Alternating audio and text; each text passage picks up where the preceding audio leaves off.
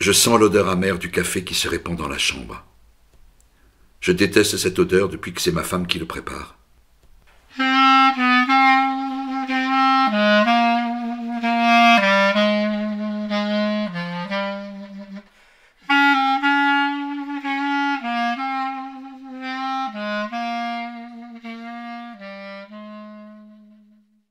La revue Rue Saint-Ambroise et l'association Rue du Conservatoire vous proposent L'Absente de François Tessandier, lecteur Christian Benedetti, musique Charlie Nelson.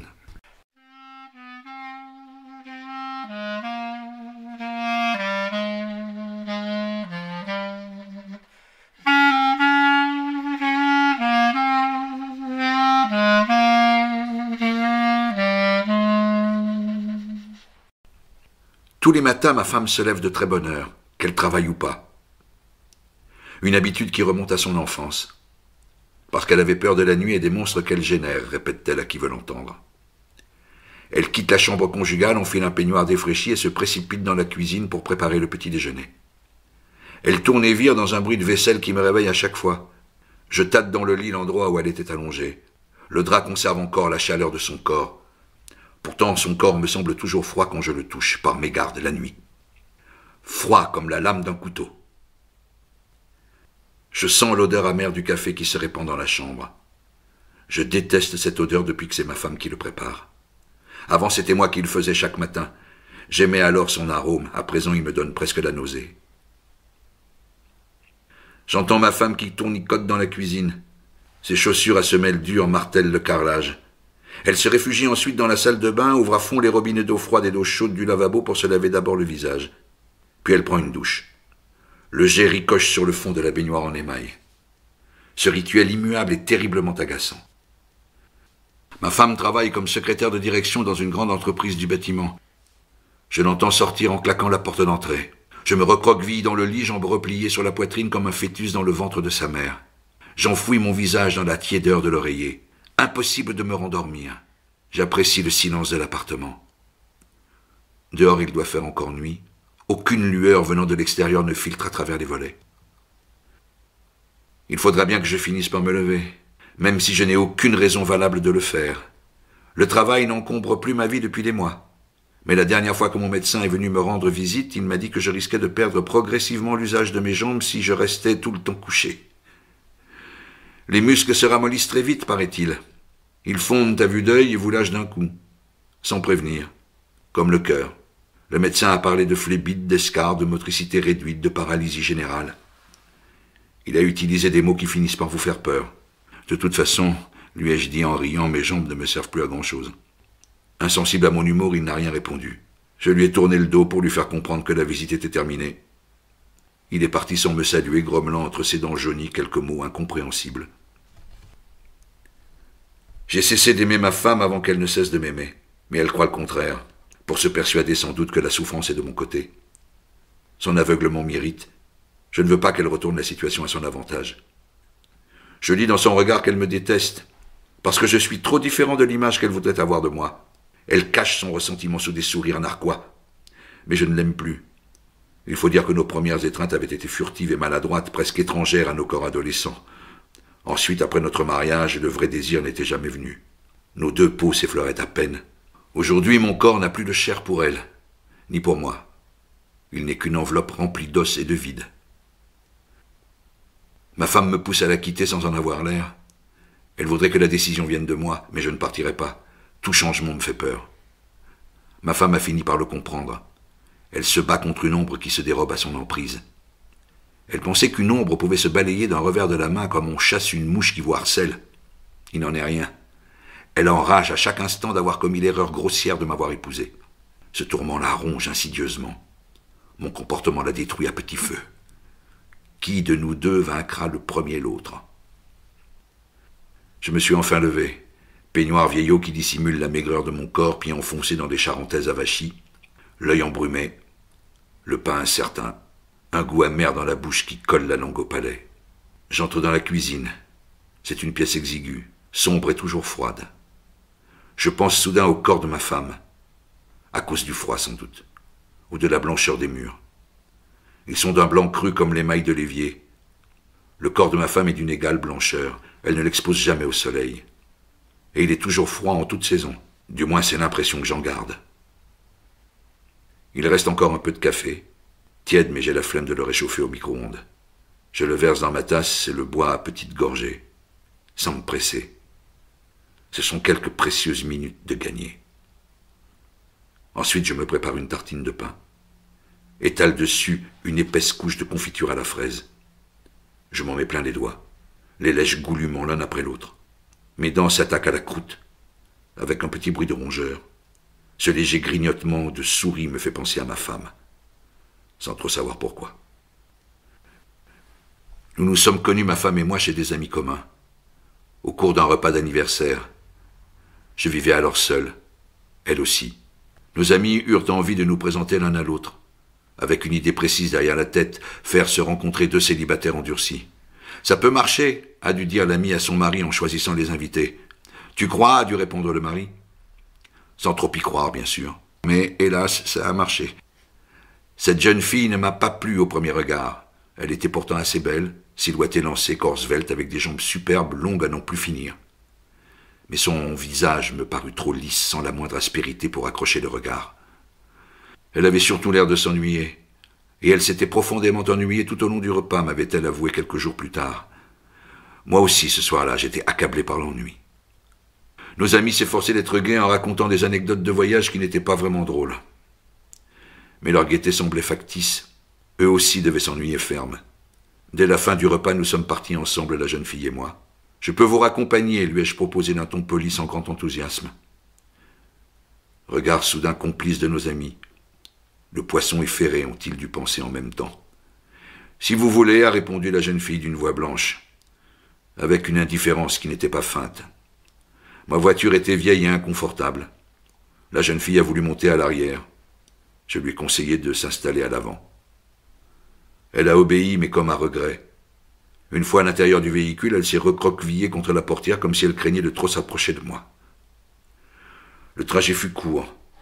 Par chance, elle n'habitait pas loin. Pas un mot ne fut prononcé de part et d'autre. Nous avions engrangé tant d'ennuis au cours de la soirée que parler eût été en ajouter davantage. Je l'ai déposée devant chez elle. Elle a approché son visage du mien comme si elle attendait ou espérait secrètement que je l'embrasse. Je n'ai pas fait un seul geste vers elle. Elle a esquissé un sourire de dépit. J'aurais dû descendre de voiture pour aller lui ouvrir la portière par simple galanterie, mais je n'ai pas osé. Peut-être avais-je peur de m'engager dans une aventure amoureuse sans lendemain. La jeune fille a refermé la portière. Je l'ai vue disparaître dans l'entrée de son immeuble. Elle ne s'est pas retournée. 3 jours plus tard, j'ai rencontré par hasard la jeune fille en faisant des courses. Je regrettais mon attitude désinvolte à son égard lorsque je l'avais raccompagnée chez elle l'autre soir. Pour me faire pardonner, je lui ai proposé d'aller déjeuner ensemble. Elle a accepté mon invitation à ma grande surprise. Le lendemain midi, nous sommes allés dans une brasserie qui se trouvait dans mon quartier. Le menu était très convenable et peu onéreux. De la cuisine à la bonne franquette, même si le vin de table laissait à désirer. La jeune femme a pris du riz de veau.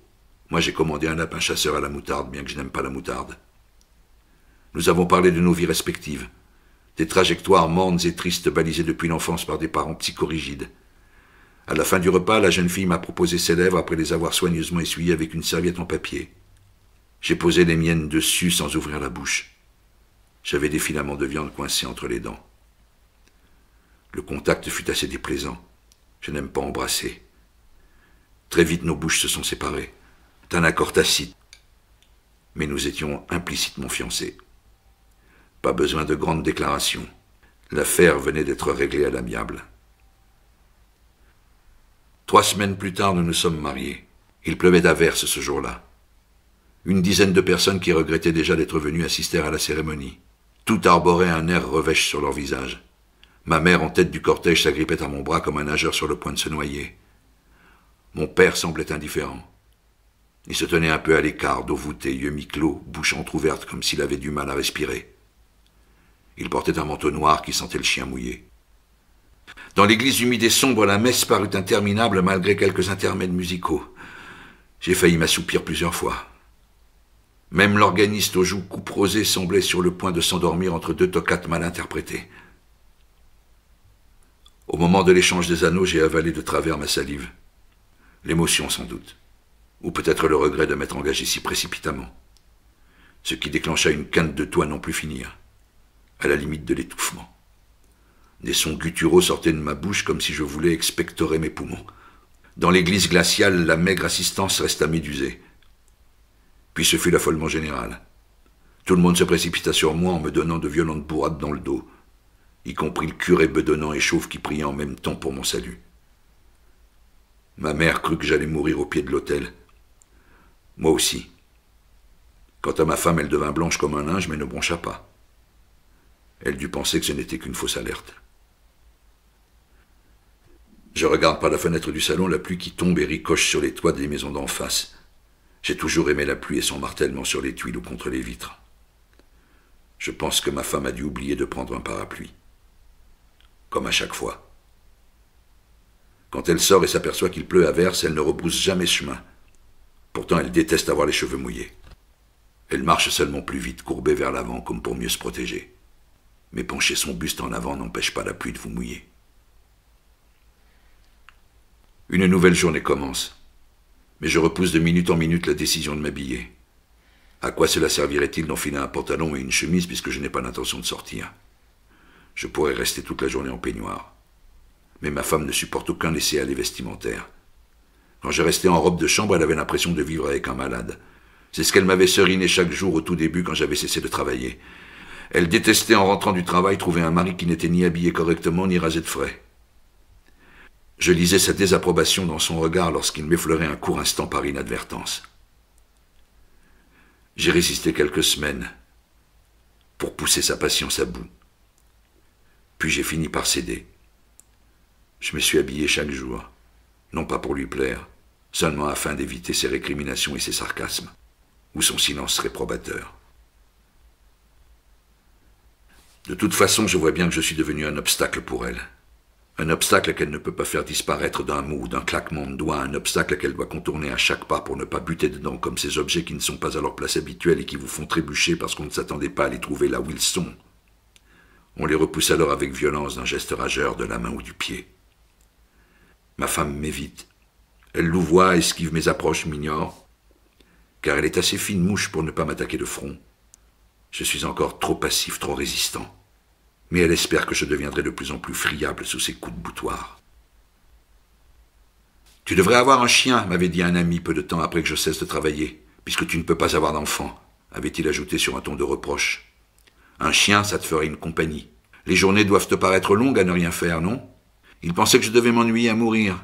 Impossible de vivre sans rien faire, devait-il penser chaque fois qu'il téléphonait pour prendre de mes nouvelles, car je ne recevais déjà plus personne à la maison. Et la situation n'a fait qu'empirer avec le temps. Aujourd'hui, mes journées sont terriblement longues, en effet. Mais je me console en me disant qu'elles seraient tout aussi longues si je faisais quelque chose. Et beaucoup plus pénibles. Donc je suis gagnant. S'agiter, parler, discuter du matin au soir, quel travail de titan. J'ai le sentiment que je mène une vie paisible. Un peu morne, certes. Peu variée surtout. Bien sûr, quelqu'un qui vivrait à côté de moi pourrait dire que je suis un être amorphe. Je reconnais volontiers que c'est ma nature profonde. La force de l'inertie, n'est-ce pas? Mais je ne retiens dans cette expression que le mot force. Car je fais preuve chaque jour de volonté et de détermination malgré les apparences. Rester assis pendant des heures dans un fauteuil ou étendu sur un canapé exige une santé mentale à toute épreuve. L'inaction n'engendre pas chez moi un état dépressif. Ma femme est beaucoup plus vulnérable que moi. Son travail la fatigue, l'irrite, la stresse. Moi, au contraire, je suis le plus serein des hommes. La présence d'un animal ne me causerait que du souci. Or, je me suis libéré de l'amour pour être libre d'agir à ma guise. Je n'aime plus ma femme. Elle est devenue une étrangère pour moi. Je suis un étranger pour elle. Cette indifférence réciproque me convient. Ce n'est tout de même pas pour avoir un chien à la place. J'observe la rue de derrière la fenêtre du salon. Quelques minutes de station debout pour faire circuler le sang. L'agitation de la rue m'effraie. J'essaie de deviner d'où viennent les passants, où ils vont, pour quelles raisons précises ils passent sous ma fenêtre à cette heure-là, et non pas à une autre. J'invente de brèves histoires plus ou moins cocasses ou absurdes. Cela me divertit quelques minutes. Mais la lassitude me gagne vite. Je ne me sens pas du tout concerné par la vie des gens. Ils doivent avoir des raisons valables de s'agiter ainsi. Je préfère les ignorer. Je finis par m'endormir. Rêve que je suis dans une maison en feu, encerclée par l'incendie. Le plafond menace de s'effondrer sur moi. Personne ne vient à mon secours. Je supplie ma femme de me sauver des flammes. Elle me répond qu'elle prépare le repas dans la cuisine. Me fait comprendre que mes cris l'indisposent. Elle doit surveiller le rôti de bœuf qu'elle a mis au four. Je vais pourtant brûler vif. Déjà les premières flammes m'atteignent. Mes habits prennent feu. Je hurle à plein poumon. Une porte claque brusquement. Le vent sans doute ou ma femme qui quitte la maison. Je me réveille en sursaut. Une douleur aiguë traverse ma poitrine. J'ai le visage qui me brûle. Quand ma femme rentre le soir du travail, elle se contente de me lancer un bref « salut » sur un ton neutre et de pure convenance. Elle ne m'embrasse jamais, pas même sur la joue ou sur le front. Au tout début, je répondais sur le même ton, un bref « salut » comme elle, pour rester sur un pied d'égalité. Mais depuis un certain temps, je ne me donne même plus la peine de répondre. Ma femme persiste à me saluer malgré mon mutisme. Je me demande jusqu'à quand elle va s'obstiner à saluer quelqu'un qui ne me répond pas. Sa patience va bien finir par s'émousser. Tous les soirs, je m'attends donc à ce qu'elle cesse de me dire « Salut !» Pour l'instant, elle s'entête, mais elle ne va pas tarder à lâcher prise. Je le sens intuitivement. Son caractère s'aigrit de jour en jour. Son regard ne s'attarde plus sur moi. Je suis devenu pour elle un objet anodin et encombrant. Elle ne peut plus par exemple profiter du canapé quand j'y suis allongé de tout mon long, car ma tête repose sur un accoudoir, mes pieds sur l'autre. Je ne bouge pas pour lui faire une place. Ma femme n'ose pas me dire d'enlever mes jambes. Elle s'assied donc dans le vieux fauteuil qui lui massacre le dos. Elle endure son mal en silence. Je sais que je suis odieux, mais je ne peux pas m'empêcher de l'être. Parce que je ne suis plus rien pour ma femme. Et c'est parce que je ne suis plus rien à ses yeux qu'elle me perçoit aussi comme un homme odieux. J'en souffre. Elle aussi. J'accepte cette souffrance. Elle m'attache à la vie par un fil ténu. Ce soir, en rentrant, ma femme ne m'a pas salué. J'ai attendu quelques secondes afin d'être sûr que ce n'était pas un simple oubli de sa part. Au bout d'une minute, alors que son regard avait glissé à plusieurs reprises sur mon visage sans me voir, j'ai compris que ma femme ne me saluerait plus jamais. J'ai alors balbutié d'une voix éteinte un timide « bonsoir » qui n'obtint aucune réponse. Je suis allé me coucher avant le repas, sans donner la moindre explication. Ma femme ne m'a rien demandé. Je l'ai entendu s'agiter dans la cuisine, puis dîner seul, en écoutant la radio. Je n'ai pas dormi de la nuit, l'estomac torturé par la faim. J'aurais pu me lever, aller dans la cuisine, ouvrir d'une main paresseuse le réfrigérateur, grignoter ensuite un reste de poulet ou une tranche de jambon bio. Mais se lever surtout en pleine nuit, quelle épreuve. Il aurait fallu que j'allume dans la chambre. Je ne voulais pas réveiller ma femme. J'avale ma salive pour calmer ma faim. Comme si la salive était un aliment. À présent, j'ai la bouche effroyablement sèche. Au matin, ma femme est partie plus tôt que d'habitude. Elle a fait claquer la porte en sortant. Les autres matins, elle faisait attention à ne pas trop faire de bruit. Un geste délicat que j'appréciais. Même si c'était pour ne pas réveiller nos voisins de palier. Un couple de cheminots retraités au sommeil très léger. Là, j'ai cru que ma femme allait faire sauter de ses gonds la porte d'entrée. J'ai enfoui ma tête sous le drap. Mon corps s'est mis à trembler de peur. Comme si j'étais redevenu un enfant. Ma femme n'est pas rentrée depuis 2 jours. C'est la première fois qu'elle s'absente aussi longtemps sans me prévenir. Pas un mot pour justifier son départ. Elle n'a pas non plus téléphoné.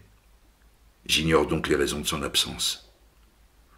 Un déplacement professionnel, un accident de la circulation, une fugue intempestive, une escapade amoureuse. J'imagine mal que ma femme puisse avoir un amant, qu'elle puisse décider brusquement de vivre avec un autre homme, même s'il est beaucoup plus attrayant que moi. C'est vrai que ma femme ne supporte plus mon mode de vie. Elle souhaite même vivre seule, j'imagine. Mais comment pourrait-elle supporter un nouveau partenaire? Car changer de compagnon implique un mode de vie différent. On n'a plus ses repères habituels, son confort de routine. Il faut s'adapter à des manies nouvelles, des rituels inconnus. Sur le plan charnel, ma femme n'éprouve plus aucun désir pour moi depuis longtemps. Aurait-elle pu être attirée par un autre homme? Non, impossible. Je réfute cette hypothèse. L'absence injustifiée de ma femme m'étonne. J'aurais dû m'en inquiéter, remuer ciel et terre pour savoir ce qu'elle était devenue. Mais sa disparition a déclenché en moi une extrême fatigue. J'ai décidé ce matin au réveil de ne plus penser à ma femme. Qu'elle vive la vie qu'elle veut vivre. Je ne partirai donc pas à sa recherche. Ce matin, je me suis surpris à parler à ma femme absente, comme si elle était à côté de moi. D'abord, je lui ai dit quelques mots futiles alors que je me trouvais dans la cuisine en train de prendre mon petit déjeuner. Une remarque banale sur la nécessité de manger des céréales riches en vitamines et en fer pour rester en bonne santé. Puis j'ai continué dans la salle de bain. Je lui ai raconté quelques menus épisodes de ma vie avant notre mariage tout en me rasant. Distrait par mes paroles ou par le son de ma voix que j'entendais à nouveau après de longs mois de silence, je me suis coupé à plusieurs reprises. Un peu de sang est apparu à la surface de la peau. J'ai esquissé un sourire. Autrefois, une telle maladresse de ma part m'aurait énervé. J'aurais violemment jeté le rasoir par terre ainsi que le blaireau plein de crème à raser. Là, je me suis contenté de dire à ma femme que sa présence me troublait un peu. J'ai fait cette remarque d'un ton badin avec un enjouement qui ne m'était pas familier. J'ai cru entendre un rire perlé en réponse à mes propos. Au fil des jours, je parle de plus en plus souvent à ma femme absente. Je lui raconte les faits et gestes de ma vie quotidienne, toutes les pensées farfelues qui me passent par la tête, partage avec elle quelques plaisanteries sur mon inaptitude au travail, au bonheur. Ma femme semble à nouveau apprécier mon humour, même si elle fait preuve d'une grande discrétion. Je finis par entretenir de véritables conversations avec elle. Je crois entendre ses réponses dans le silence qui suit inéluctablement mes questions. Je retrouve de l'entrain pour la vie de tous les jours. Chaque matin, je me lève de bonne heure dès la première sonnerie du réveil. Je me prépare un solide petit déjeuner alors qu'auparavant je grignotais du bout des dents. Je fais ma toilette en chantonnant sous la douche. Je m'habille rapidement. J'endosse les vêtements que ma femme m'aurait conseillé de mettre si elle avait été là. Je ne me traîne plus du fauteuil au canapé, du canapé au lit. Il m'arrive de virevolter dans l'appartement sans but précis pour le simple plaisir d'arpenter les pièces ou d'accomplir des gestes futiles que je n'aurais jamais accomplis autrefois. Il m'est même arrivé un matin de prendre une pince pour stopper une fuite d'eau sous l'évier de la cuisine, c'est dire. Je n'ai jamais revu ma femme. Jamais cherché non plus à la revoir. Je me suis habitué à son absence. Mais elle est là, malgré tout, à mes côtés, comme une ombre silencieuse. Après quelques mois, nous sommes redevenus un couple à part entière. Nous menons aujourd'hui une vie normale. Pas la moindre scène de ménage entre nous. Jamais un mot plus haut que l'autre. Une harmonie parfaite. Je parle beaucoup à ma femme. Elle m'écoute avec attention. Me répond toujours de façon courtoise. Avec une franchise qui m'étonne ou une désinvolture qui m'enchante. Partage mes avis et mes décisions. Parfois, il lui arrive de ne pas être totalement d'accord avec moi. Elle résiste pour la forme. Mais nous arrivons toujours à trouver un compromis. Sans colère ni violence. Nous n'avons plus de secret l'un pour l'autre, ou si peu. De légères omissions tout au plus. Il y a quelques jours, j'ai même invité ma femme au cinéma. Notre première sortie ensemble depuis de longs mois. Nous avons vu un film d'amour. Elle a beaucoup aimé l'histoire. Moi aussi. Nous avons même partagé nos larmes, échangé nos mouchoirs en papier. La semaine prochaine, pour mon anniversaire, nous irons au restaurant. C'est ma femme qui m'invite. Dans un restaurant chinois. C'est la cuisine qu'elle préfère.